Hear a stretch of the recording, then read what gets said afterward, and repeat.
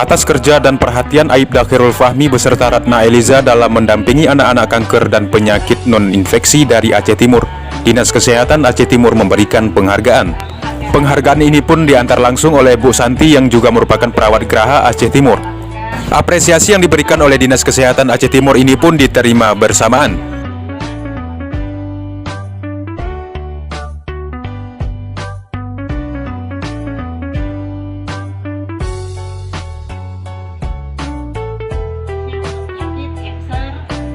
Aibda Khairul Fahmi menyampaikan kepada awak media, membantu sesama itu adalah kewajiban kita bersama demi mengurangi beban mereka di saat berjuang dalam melawan penyakit. Aibda Khairul Fahmi juga mengatakan hal ini dilakukan bukanlah untuk mencari perhatian orang-orang, akan tetapi ini adalah rasa kepedulian diri terhadap orang lain.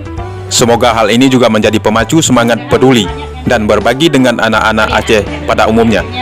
Banyak kita berbuat, banyak kita peduli, banyak kita berbagi kepada anak-anak. Mudah-mudahan anak-anak Aceh, khususnya Aceh Timur, itu sehat. Amin. Amin. Terima kasih Pak Kades.